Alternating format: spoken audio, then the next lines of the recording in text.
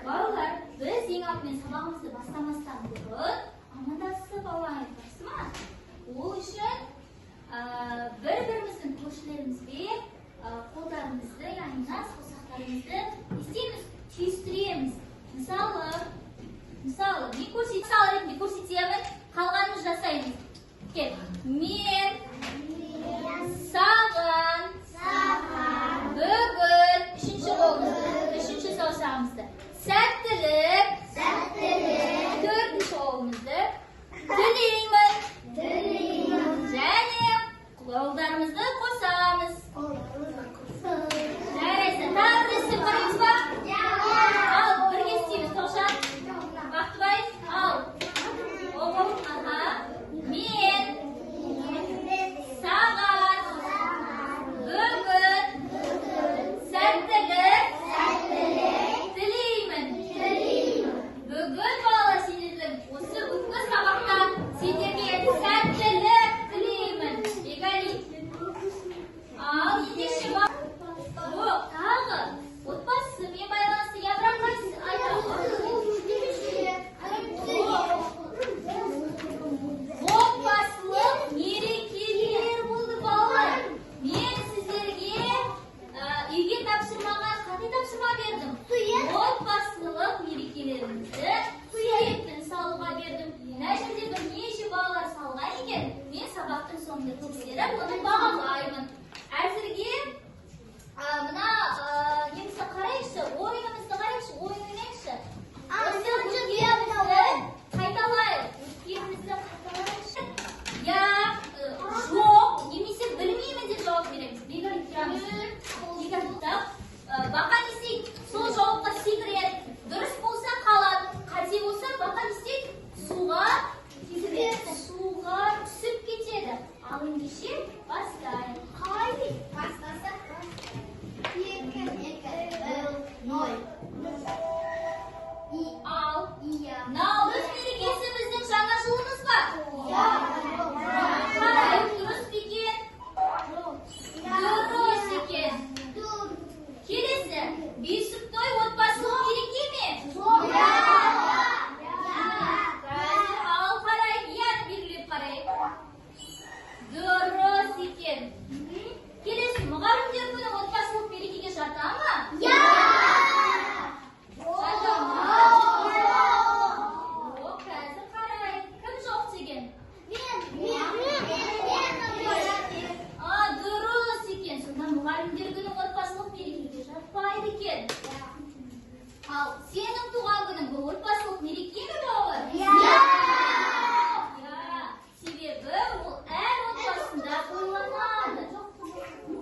Ой, келесі. Дұрыс, біздің халқымыздың мерекеміз болады. Отбасылық қағанымызды. Қыздардың, ол да халықаралық. Қыз балалар, аналарымыздың мерекесі 8 наурыз. Тағы. Ұлдардың мерекесі ол да. Тағы. Тұсаукесер, дұрыс айтады Алдияр. Отбасылық мерекеге тұсаукесер жатады.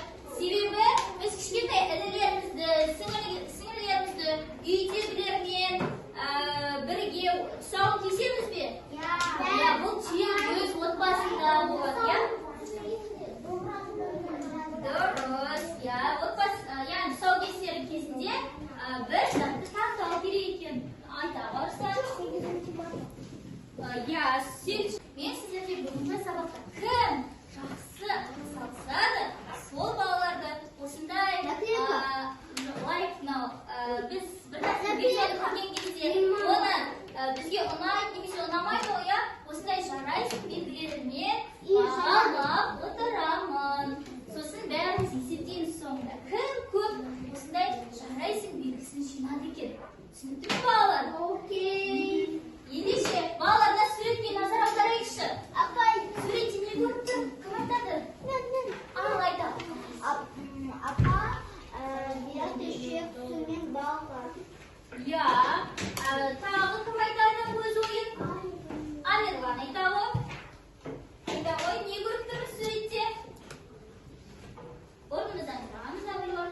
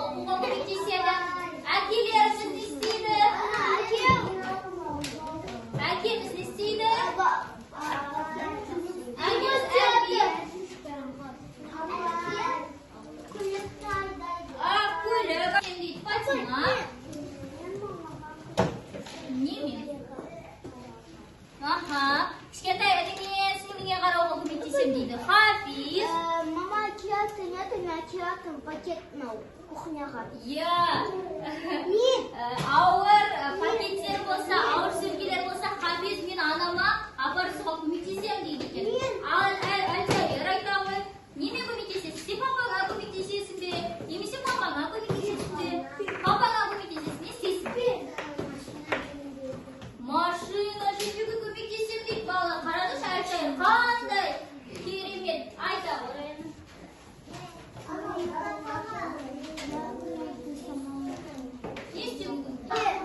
Әке не істеді? Балаға көмектеседі, иә? Үйдегі бір нәрсе сынып қалса, жөндейді екен, иә? Жөндей ме папаларың үйде? Дұрыс. Келесі. Мынау кім? Анам не істейді екен? Анамыз не істейді екен? Анамыз аса сөйлейді. Дұрыс, Бегали. Келесі. Әжеміз не істейді екен? Нан істейді. Иә, дұрыс. Бізге тәтті бәліштерді пісіреді екен. Бізге ертек оқи ма әжеміз? Әжеміз ертек оқиды екен. Бұл кім? Ата. Бұл жерде Хафиз керемет атсалысып жатыр. Бізде Фатима атсалысып жатыр. Бегали бар бізде. Сосын кім бар? Бізде Раяна бар. Айби тағы. Қазір келесі тапсырмаларда тағы да бағалаймыз. Қайсысы дұрыс, қайсысы дұрыс? Айзере айта ғой. Иә, бұл екінші суреттегі әрекеттеріміз дұрыс екен. Мына бірінші суретте Жаман, оғыстыватым осы.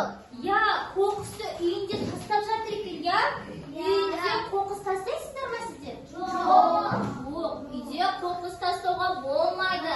Аттарыңызды не істеп жүруіңіз керек? Жинап жүруіңіз баланы, немесе достарыңды, інілеріңді, сіңілеріңді ренжітуге, мазақтауға, ұруға бола ма? Болмайды. Келесі.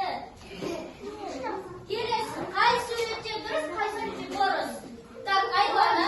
Екінші дұрыс. Не себепті? Айта ғой. Бала атасыға орын берді. Бала атаға орын беріп жатыр. Сонда балалар қоғамдық көліктерде, қоғамдық жерде бізде Әлжайыр жауап берді. Так, кім жауап берді?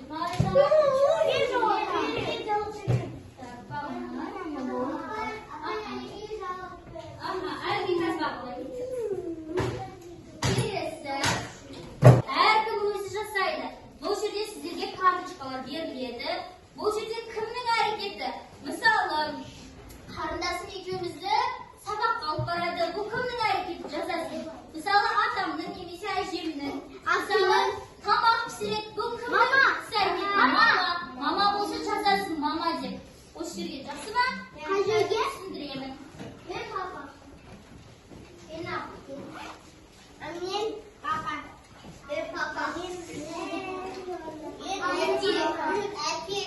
Әже.